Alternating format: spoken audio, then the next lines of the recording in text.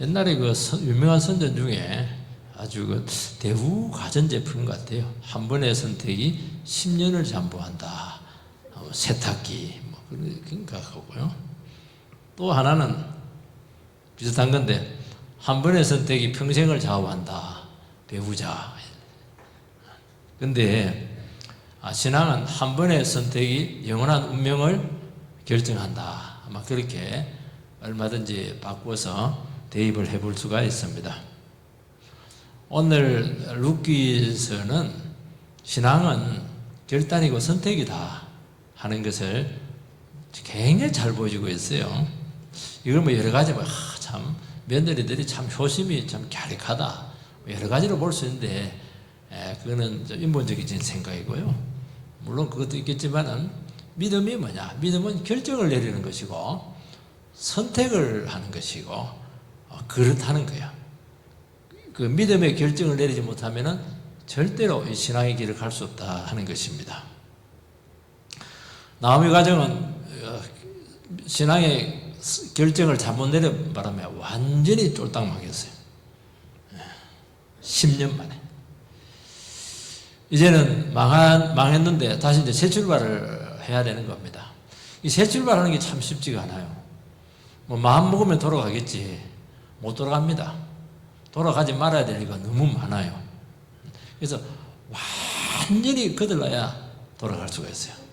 그리고 하나님께서 불러줘야 돼요. 그러니까 신앙은 내가 결심으로 되는 것이 아닙니다. 내 계획으로 되지 않아요. 내게 완전히 없어져야 되고 그리고 정말 하나님 한 분밖에 없고 하나님께서 나를 찾아오셔서 불러줘야 되는 겁니다. 그래서 신앙이 이게 간단하지 않다는 거예요. 하나님께서는 나오미를 불렀어요. 고향에 하나님 은혜가 임했다. 소문이 들렸습니다. 소문인데 나오미는 그 소문으로 들은 게 아니에요. 하나님 나를 불렀다. 그래서 결정을 내리는 겁니다. 조금이라도 미리 있으면 안 되거든요. 이제 문제는 뭐냐니까 두 며느리가 있는데 모압 출신 두 며느리가 있는데 며느리한테는 친정으로 돌아가라. 다른 나라로 이스라엘로 올 필요 없다는 거예요.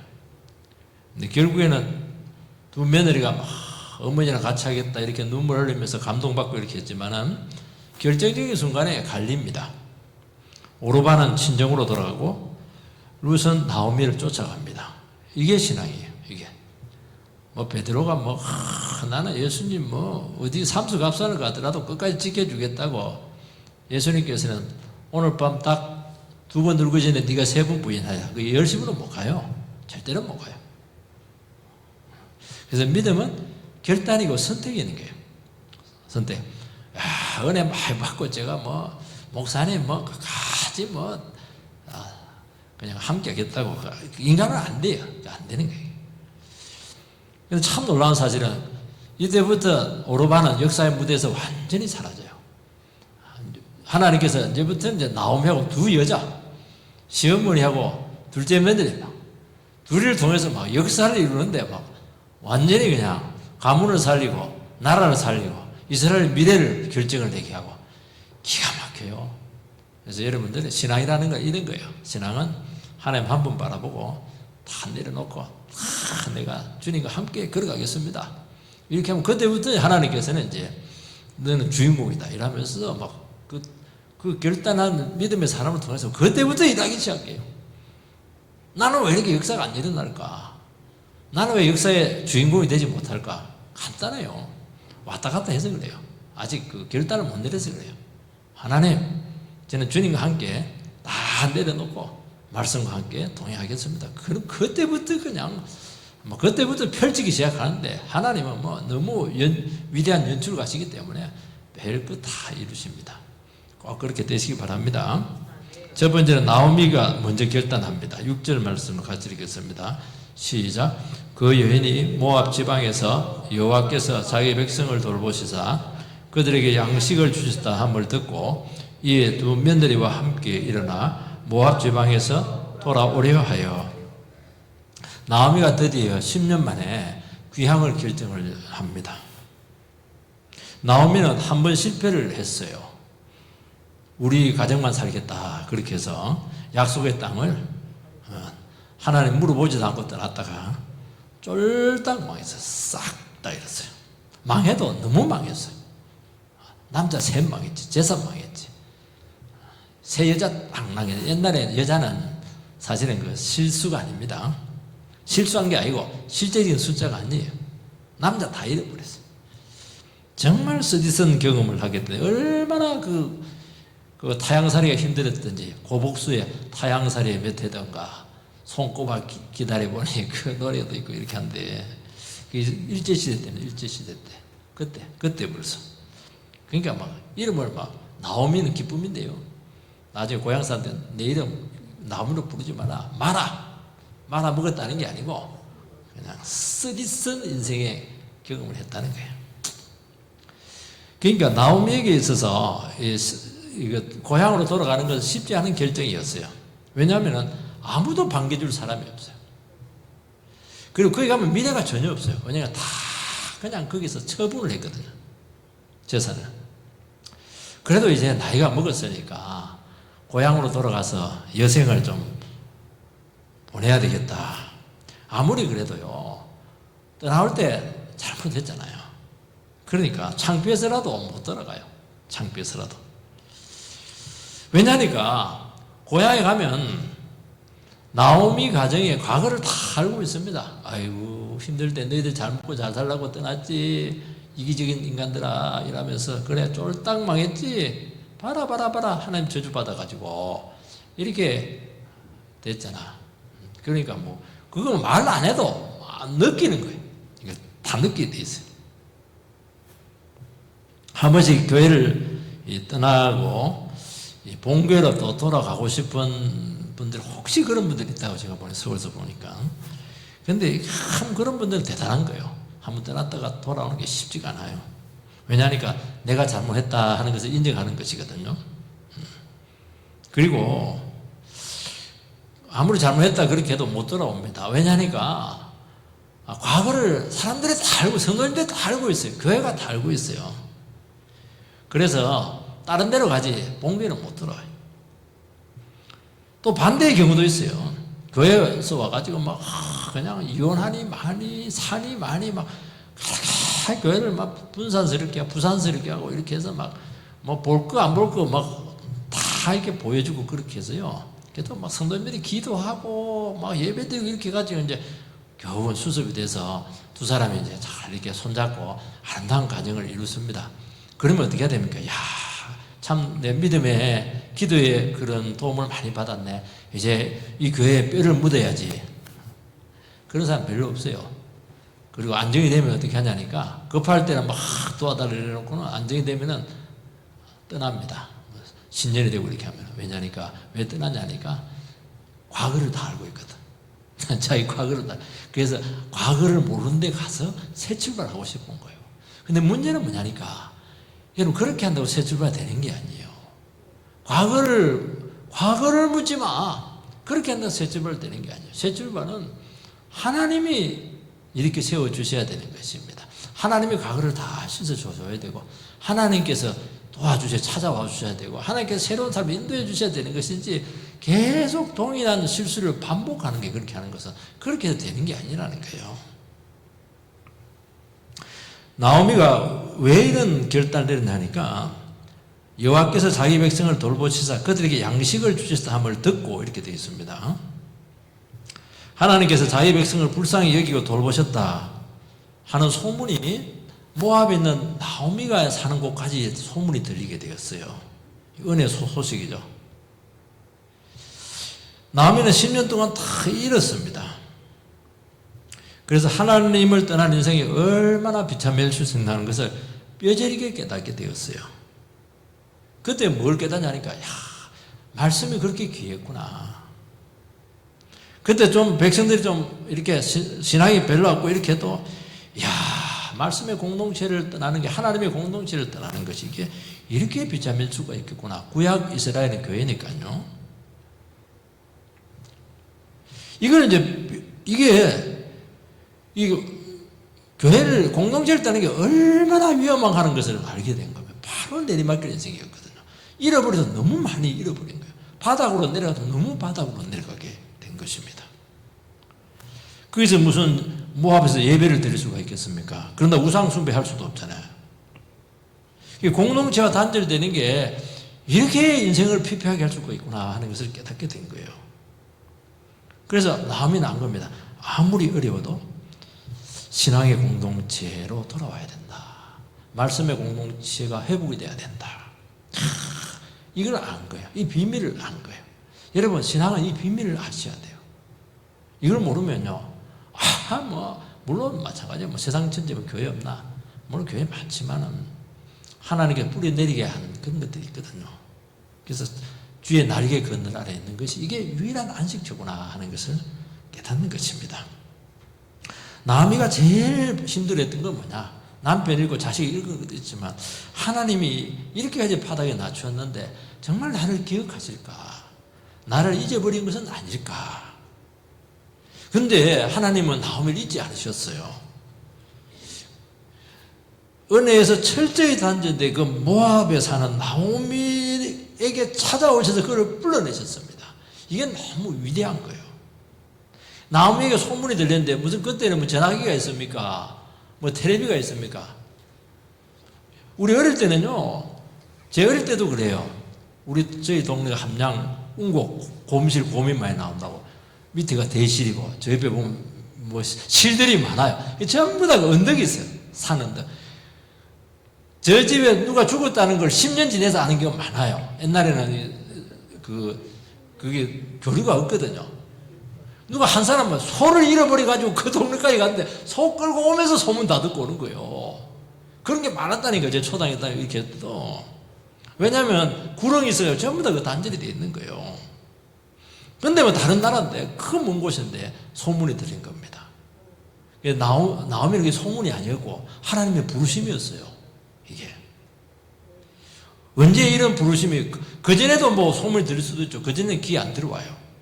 가장 절망적일 때, 더 지나면 물리적으로 모든 것이 망가질 수밖에 없는 그런 처지에 있을 때, 주님 밖에는 소망을 가질 수 없는, 아무 미래가 없는 그런 절박한 처지에 있을 때 주님께서는 부르십니다. 이제 그만해라. 힘들지? 이제 나와 같이 함께 하자. 우리가 탕자할 때 탕자가 뭐 너무 지엄률을 먹고 너무 고생을 해가지고 아버지를 생각했다는데 그 생각을 그 전에 왜 못해요? 아버지 집이 풍상을 왜 몰라요? 그 바닥에 내려가니까 생각이 나는 거예요. 그 생각을 누가 주신 거예요? 하나님이 주신 거예요. 우리가 교회가 귀하지, 말씀이 귀하지, 하나님께로 돌아가야지. 아니, 그런 생각 안 든다니까요. 왜냐니까 아무리 어렵고 힘들어도 할 일이 너무 많아요. 말해도 알아듣지도 못해요. 안 들려요. 들렸다는 거예요. 이게 너무 귀하다는 거예요. 이게 말씀이 들린다는 게 이렇게 귀한 거예요. 이게. 그러면 이제 다른 건 문제가 안 돼요. 그 수모와 어려움과 아픔과 수치가 기다릴지라도 문제가 되지 않아요. 가겠다. 나는 회복해야 돼. 나오미는 하나님의 긍휼하심이 무엇인가 하는 것을 너무나 강하게 알았습니다. 하나님께서 나를 불쌍히 여기면 된다는 거예요. 제가 내가 잘하면 된다 생각했는데 아니었어요. 하나님의 생각이었어요. 하나님께서 긍휼히 여기신다고 하는 것은 감정적인 동정이 아니라 우리는 참 안 됐다. 그럼 끝나는 거예요. 조금 도와주죠. 근데 하나님께서 나를 불쌍히 여기셨다는 것은 가장 강력한 행동이에요. 하나님께 나를 불쌍히, 그 어려운 말로요, 히브리어 파토스 이렇게 얘기하거든요. 하나님의 그 뜨거우심, 하나님의 그 사랑하심, 하나님의 열정, 하나님의 긍휼, 전부 다 이것으로 구약은 이루어지게 돼요. 성경은 그것으로 이루어진 거예요. 그러면 바로 회복이 됩니다. 어떤 대가를 치러도 구원하십니다. 하나님께서 이 죄인들 구원해야 되겠다. 말로 때우지 않아요. 하나님은 아들 보내가지고 십자가 달려서 결국에는 다 구원해내는 것입니다. 이게 하나님의 사랑과 긍휼이잖아요. 하나님께서는 나오미를 부르시고 나를 기억하고 그 먼 곳까지 아무도 모르는 그 산골짜기 그 척박한 곳까지 나를 찾아와서 나를 불렀다는 거예요. 그걸 너무너무나 잘 뼈저리게 느끼고 있다는 것입니다. 하나님께서는 너무나 많은 수고를 하셨고 너무나 많은 대가를 지불하신 거예요. 그래서 하나님의 사랑과 긍휼을 한번 겪어보면요, 견디지 못해요. 하나님 이렇게 나를 사랑하시고 내가 인생 바닥에 있는데도 불구하고 하나님께 나를 버리지 아니하시고 잊어버리지 아니하시고 너무너무 섬세하게 찾아오셔서 나를 이렇게 세우시는구나. 어떻게 다른 데 갈 수 있겠어요? 이걸 모르니까 사람들이 생각이 자유분방해. 어떻게 그럴 수가 있어요? 하나님처럼 사랑하시는 분 계세요? 하나님처럼 나를 깊이 이해하시는 분 계세요? 하나님처럼 나를 깊이 마음을 헤아리시는 분 누가 있어요? 그 한나가 알았잖아요. 남편, 내가 18보다 나은 남편 있잖아. 아니야. 나는 남편도 위로 못 받아. 하나님 위로 안 해주고 위로 못 받아. 부인들이 그렇게 하잖아요. 내 남편이 있잖아. 물론 남편 귀하지만 당신이 못 해주는 게 있어. 하나님이 나를 위로해 줘야 될 게 있는 거야. 이걸 아는 거예요. 이거 얼마나 깊이 있는 주님의 긍휼하신 사랑이에요. 여러분, 신앙은 바로 이 하나님의 긍휼하심이 우리에게 뼈저리게 깨달아지는 거예요. 이것이 없으면 신앙의 뿌리가 안 내려지질 않아요. 다른 거는 전혀 문제되지 않아요. 이걸 모르니까 이것도 문제고 돈도 없는 것도 문제고 교회 저 친구가 있는 것도 문제고 모든 게 문제가 되는 거예요. 하나님 날 불쌍히 계시는데 그건 뭐가 문제가 돼요. 내가 키 작은 게 뭐가 문제가 돼요. 사람의 평판이 뭐가 중요하고 내 자신의 과거 실수하는 사람 누가 있어요. 과거 없는 사람 누가 있겠습니까? 그냥 모르고 있는 것이지 나는 그냥 알려진 것밖에 없는 거예요. 다 넘어지잖아요. 저도 얘기해 볼까요? 얘기 안 해요. 목사하기 힘들어요. 얘기하면. 현재의 처지가 어떻고 그게 무슨 소용이 있겠어요. 하나님 다 그냥 책임을 지시는데 체면, 자존심 문제되지 않아요.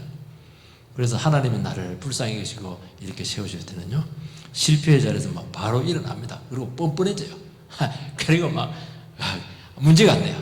하나님이 나를 막 뻔뻔하게 고향 가잖아요. 또 공내에서 나오미 왔네 이러니까 막 그냥 기 안 주고요. 이름 바꿔버려요. 그냥 하나님이 나를 힘들게 했다. 전능자가 나를 힘들게 했다. 그러면서 막 하나님 끌고 와서 얘기 다 해버리는 거예요. 그게 해석이 다 되는 거예요. 해석이 안 될 게 뭐가 있어요. 아무리 과거가 있고 잘못해도 하나님 나를 받았잖아요. 아무도 나를 문제 삼지 못하는 거예요. 문제 삼죠. 나는 문제가 안 돼요. 그거야 뭐 당신 사정이고 나는 하나님 만났어. 나의 모든 과거는 하나님께 다 해결해 줄 거야. 뭐 이상해? 얼마나 당당해요. 우리는 이걸 못 믿으니까 막 조금 상황이 좋아지면은 체면이 좀 세워지면은 좀 문제가 수습이 되면은 어느 정도 갖추면 집이라도 사면 돌아가겠다. 왜 그래요? 그럼 돌아올 것 같아요? 그 사이에 마귀가 가만히 있겠어요? 못 돌아가요. 긍휼을 몰라서는 거예요. 아직도 그걸 덜 급하다. 저는 늘 그렇게 하는 거예요. 급하면 그런 게 없어요. 그리고 신앙의 길은 두 번째는 결단 없이 갈 수가 없어요. 8절에서 10절 말씀을 같이 한 목소리 읽겠습니다. 시작. 나오미가 두 며느리에게 이르되 너희는 각기 너희 어머니의 집으로 돌아가라. 너희가 죽은 자들과 나를 선대한 것 같이 여호와께서 너희를 선대하시기를 원하며 여호와께서 너희에게 허락하사 각기 남편의 집에 위로를 받게 하시기를 원하노라 하고 그들에게 입맞춤에 그들이 소리를 높여 울며 나오미에게 이르되 아니니이다. 우리는 어머니와 함께 어머니의 백성에게로 돌아가겠나이다 하는지라. 나오미는 두 며느리에게 모압에 있는 친정으로 돌아가라고 강권합니다. 그러면서 참 고마워요. 너희들이 참 나를 선대했다고. 선대라고 하는 말이 좀 신학적인 용어인데요. 히브리어 헤세드입니다. 책임지는 사랑을 한 거예요. 며느리들이 참 귀해요. 너희들 남편에게 참 잘했다. 그 시부모한테 너무 잘해줬다. 고맙다. 진심을 담아서 고마움을 표현해요. 남편이 죽었으면은 재혼 안 하고 친정으로 돌아갈 수 있거든요. 왜냐하면 자기 땅이니까. 나오미는 이방 여자잖아요. 이스라엘 여자잖아요. 그래도 끝까지 며느리 자리를 둘이 다 지켜주었어요. 얼마나 귀해요. 미래도 없는데. 애도 없는데. 그동안 너희들이 얼마나 마음고생 많이 했어. 힘들었을 텐데 잘 참았다. 그거 왜 모르겠어요.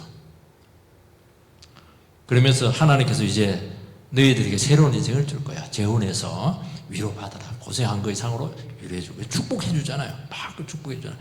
이것들이 떠나 이렇게 안 해요. 그러면 내 인생을 이제 찾아라는 것입니다.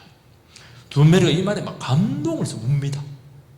자, 이런 시험에도 어디 있어요. 그래서 아닙니다. 어머니와 함께 가겠습니다. 그렇게. 나오미는 이 고통은 나에게 주신 고통이고 너희들에게까지 갈 이유가 없다. 내가 다 감내하겠다. 참 두 메리 입장에서는 참 이게 애매할 수가 있어요. 혼자 남은 시모를 놓고 떠날 수도 없고 참 또 강건도 하고 너무 딱하고 그렇게 마음이 아픈 거예요. 우리가 믿음 생활하고 이렇게 할 때 보면 마음이 이렇게 아플 때가 많아요. 참 사랑하는데 어떻게 도와줄 수는 없고 뭐 울고 그냥 울긴 하는데 뭐 어떻게 해야 될지 모르는 거예요. 만약에 그 시어머니가 막 원망하고 같이 가자 이러면 뭐 얼마나 마음이 부담이 되겠어요.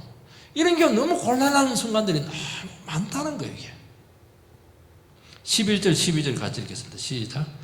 나오미가 이르되 내 딸들아 돌아가라. 너희가 어찌 나와 함께 가려느냐. 내 태중에 너의 남편 될 아들들이 아직 있느냐. 내 딸들아 되돌아가라.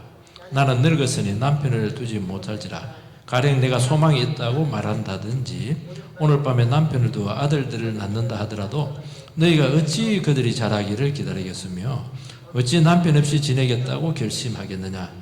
내 딸들아 그렇지 아니하니라. 여호와의 손이 나를 치셨으므로 나는 너희로 말미암아 더욱 마음이 아프다. 아멘. 고대 사회는 여성들에게 있어 경제권이 없습니다. 그래서 제일 불쌍한 사람이 아들 없이 남편이 죽으면은 이게 참 곤란해요. 그래서 남동생들에게 결혼을 시켜서 책임을 지게 하는 것이죠. 미래를 책임져 주는 거 형사 치수제도 우리나라에도 있었죠. 이스라엘은 이게 굉장히 발달되어 있습니다. 근데 문제는 두 아들도 다 죽었어요. 아들이 없으니까 나오미가 무슨 말까지 하냐니까 결혼해서 내가 아들을 낳아야 한다. 그걸 보니까 아직도 여성의 기능을 나오미가 했던 것 같아. 옛날에 결혼을 빨리 하니까. 그 좋다. 내가 아들을 낳는다고 하자. 그들이 결혼할 나이까지 어떻게 너희들이 기다릴 수 있겠는가? 안 된다는 거예요. 그래서 너희들이 비록 유다 땅에 왔지만은 어느 이스라엘 남자가 이방 여자와 특히 그 재혼을 해주겠는가 하는 것이죠. 초혼도 아니고 남자 없다는 거예요. 그리고 그 가봐야 하나도 남아있는 재산 없는 게 다 처분했기 때문에 당장 먹고 살 길이 없다. 아무것도 보장된 것이 없다. 그 얘기를 지금 해주고 있는 거예요. 그러면서 뭐라고 하니까 여호와의 손이 나를 치셨으므로 나는 너희로 말미암아 더욱 마음이 아프도다. 나오미는 집안 망한 거 이거 하나님의 징계라는 것을 정확하게 인식을 했습니다. 그런데 하나님께서 매를 드셨는데 이 하나님 매가 너무 아팠던 거예요. 여러분요 깡패한테 맞는 게 나아요. 조폭단에 가서 한기팀 맞는 게 낫지 하나님 앞에 매 맞는 게 가장 아파요. 마음도 아프고 몸도 아프고 인생도 아파요. 하나님은 이게 제사만 잃은 것도 아니잖아요. 사람 잃게 되고 모든 걸 다 잃었어요. 미래까지 다 잃었어요. 근데 나오미는 참 놀라운 것은 이 고통을 자책하거나 원망하거나 신세한탄하지 않았습니다.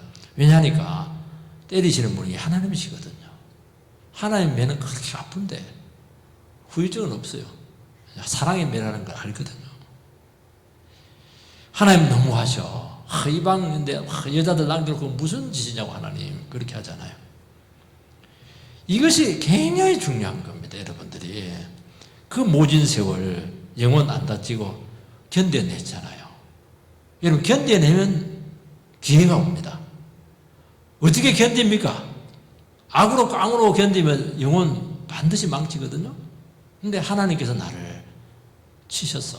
하나님께서 나에게 매를 대신 거야. 나는 매를 맞아도 싸지. 저놈 인간 때 저 남편 그렇게 하지 않았어요.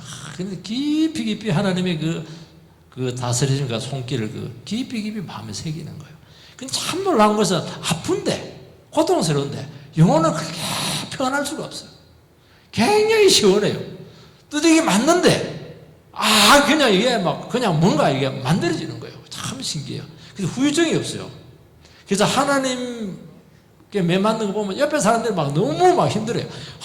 저러면 어떻게 되나? 저거 빚 못 갚으면 어찌 되나? 저거 완전히 지금 골로 갈 텐데. 본인은 안 그래요. 본인은 그렇게 은혜를 체험하는 거예요. 그러면서 영혼이 연그러지게 되고 다치는 게 아니에요. 영혼이 얼마나 강해지는지 몰라요. 하나님 치료하기 위해서 그렇게 하는 거예요. 이게 얼마나 참 감사해요.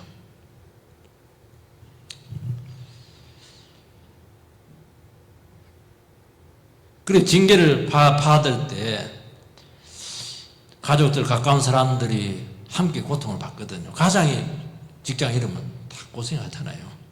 인간적으로 너무 미안한 거예요. 이게 사람 잘못 만나서 생고생만 시키네. 가장들이 늘 하는 말이잖아요.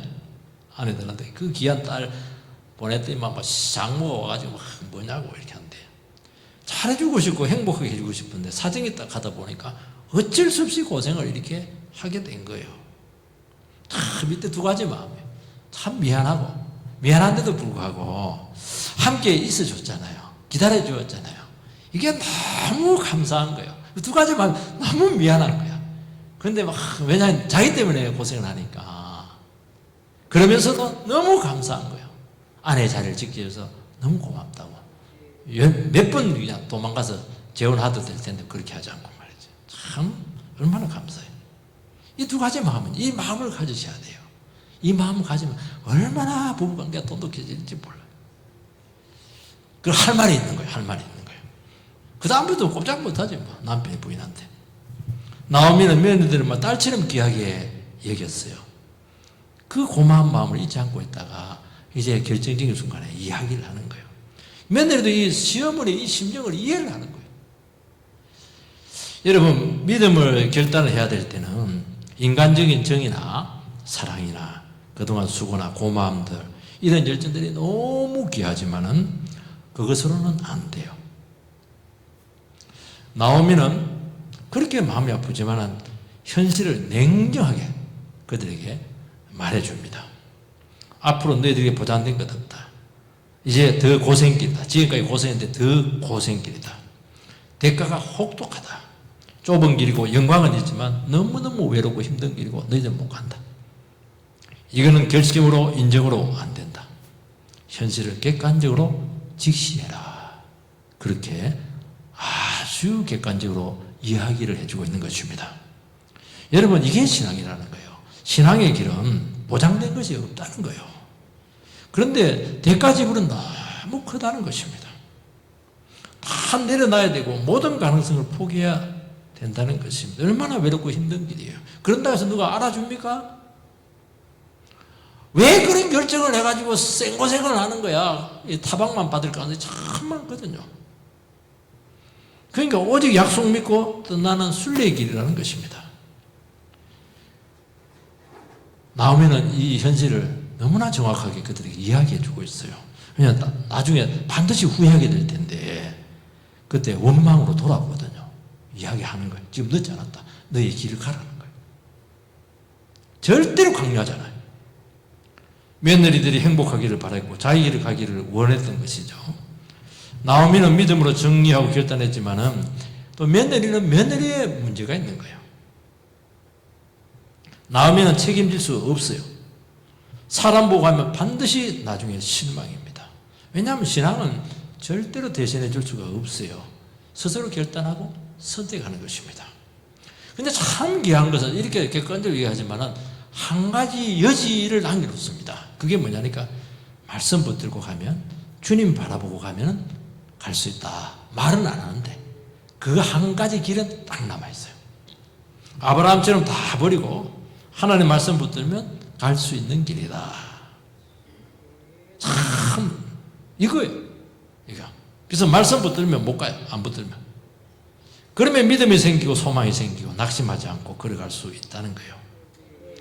참 이렇게 보지 않는 하나님의 계획이 그때부터 진행이 되는 것입니다. 그래서 이것은 인간으로서 못 가는 것이고 정말 하나님 말씀 앞에 붙들려야 되는 거예요. 아무것도 없지만 하나님 말씀과 함께 내가 아무것도 기대하지 않고 내 인생 드리겠다고. 그러면 주님께서 함께 하시고 그때부터 동행을 합니다. 고백 때마다 말씀으로 찾아와서 붙드십니다. 얼마나 침체가 되고 얼마나 고비가 많고 얼마나 어려움들이 많겠어요. 얼마나 위기가 많겠어요. 하나하나 다 극복해 나가야 되는데 그거 무슨 힘으로 극복할 수가 있겠어요. 근데 놀라운 것은 이것은 부도술부가 아닙니다. 너무너무 약속이 그때부터 현실화되기 시작한다는 것입니다.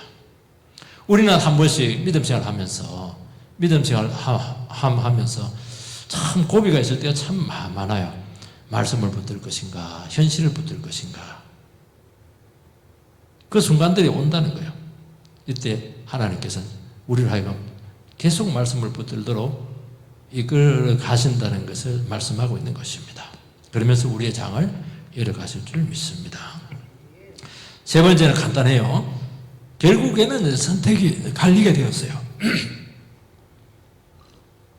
14절 같이 읽겠습니다. 시작. 그들이 소리를 높여 다시 울더니 오르바는 그의 시어머니에게 입맞추되 룻은 그를 붙잡아더라. 오르바는 떠나고 룻은 남습니다. 같이 눈물을 흘리고 시모를 잘 섬겼어요. 그런데 이들의 운명이 갈리게 되었습니다. 오르바는 원래 뜻이 이제 작은 사서입니다. 간엘이 아주 착한 사람이었고 아주 용모와 인상과 성품이 아주 훌륭했는데 그것으로도 안 된다는 겁니다. 룻은 붙쫓았더라. 붙쫓다는 건 딱 잡고 찰거머리처럼 우리 어릴 때 거머리 보면 이제 거머리 한번 물리면 막 떼내면 막 헤엄치듯이 해가지고 절대로 안 떨어져요. 발악을 하고 붙어 있잖아요. 빗바람 물라고. 그렇게 자꾸 늘어졌다는 것입니다. 여기서 두 사람의 태도가 갈리게 되었죠. 여러분, 어느 것이 정상이에요? 오르바가 정상입니다. 그게 합리적이에요. 그게 상식적이고 그게 정상적이에요. 그래서 절대로 오르바를 비난할 수가 없어요. 지금까지 행금에서 너무 잘했죠.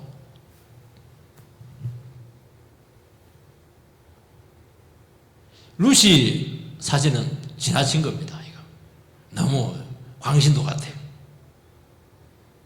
어떤 사람들이 오르바는 친정에 잘 살았다 그렇게 하고 룻은 돌아가봐야 뭐 아무것도 없다. 그거는 자기 생각이죠. 아무리 없어도요. 그래도 고국이 낫죠. 이 차이는 신앙에서 왔다는 것입니다. 룻은 신앙적으로 결단하고 선택했죠. 시어머니를 쫓았지만은 시어머니를 붙잡은 게 아니에요. 시어머니 속에 있는 하나님을 바라본 것입니다. 인간 보고 못 가요. 오르바는 세상을 따른 거예요. 이후 불문입니다.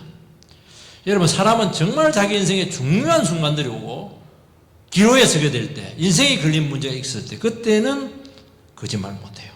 그때는 본심이 다 나타나요. 정말 냉정하게 따지고 계산을 합니다. 그때 어떻게 합니까? 그래, 내 인생은 내가 스스로 책임져야지. 내가 내 힘으로 헤쳐가야지.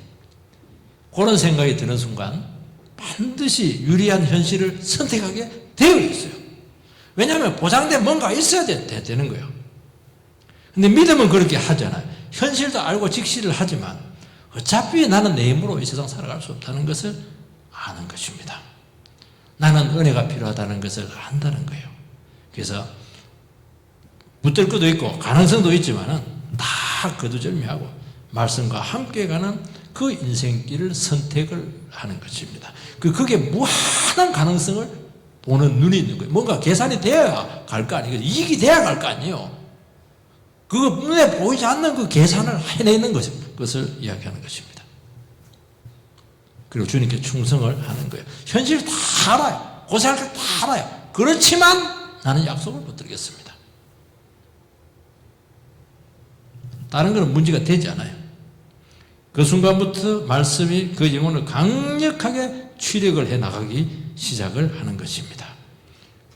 말씀이 인생을 열어가는 것입니다. 그리고 그때부터 순간순간 살 길을 열어주는데 생각보다 훨씬 빨라요. 10년 걸릴 것 같은데 안 그래. 1년 만에 끝나는 게 대부분이에요. 와, 결단을 안 내려서 그렇죠. 여러분 진짜 주님 앞에서 내가 주님과 함께 다 내려놓고 이제 딴 맘 먹지 않고 주님과 가겠다. 몇 달 만에 회복된 게 거의 그 자리에서부터 시작이 됐다니까요. 너무 신기하게. 안 해서 그래요. 안 해서 그래요. 자꾸 안에서 계산하니까 안 되는 거예요. 없는데 가보면 길이 있어요. 뭔가 준비되어 있어요. 내가 그 준비할 수 있겠어요? 아무것도 없는데 시간 지나고 보니까 다 만들어져 있어요.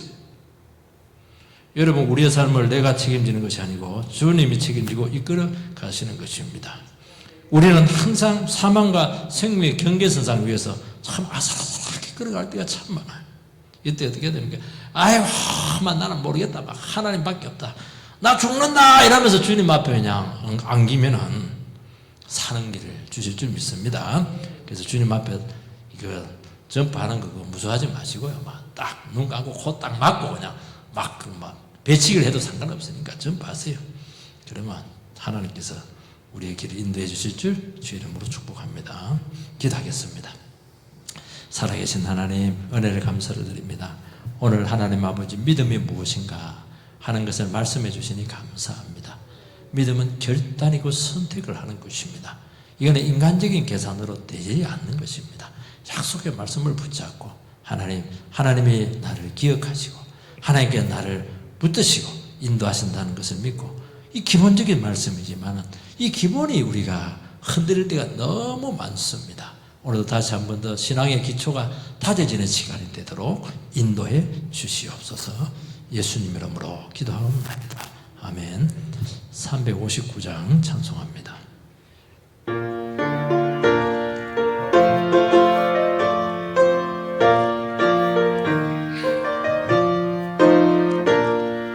천성을 향해 가는 성도들아, 앞길의 장애를 두려워 말라.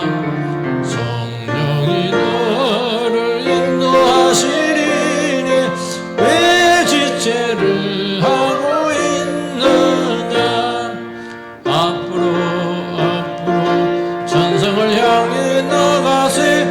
천성문만 바라고 나가세. 모든 천사 너희를 영접하러 문 앞에 기다려서 있네. 너 가는 길을 누가 비웃거든 확실한 증거를 보여주어라.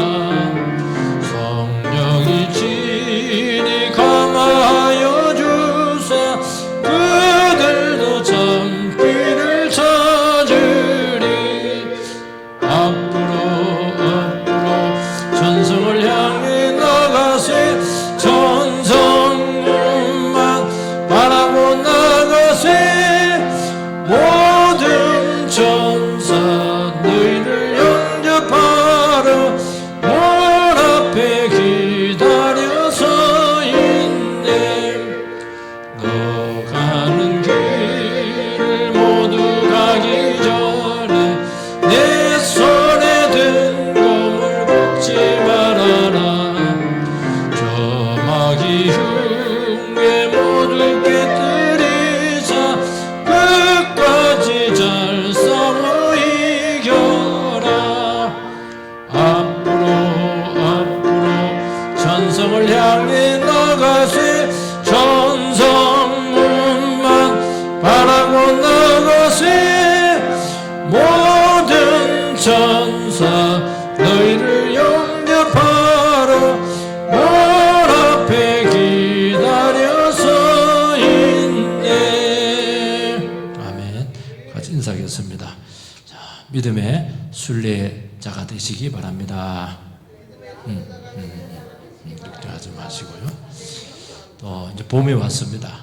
우리 성도님들 집안 행사도 많고 또 여러 가지 또 계획도 있고 또 아픈 분도 많고 이렇게 한데, 이때 여러분들이 그거는 기도를 많이 하셔야 됩니다. 영성이 떨어질 수 있으니까 여러분들께서 기도로서 모든 것을 잘 준비해서 하나님도 기쁘게 하고 또 우리 이웃들도 기쁘게 할 수 있는 그런 삶이 되도록 여러분들께서 영적으로 잘 무장을 하고 기도하게 되기를 바랍니다.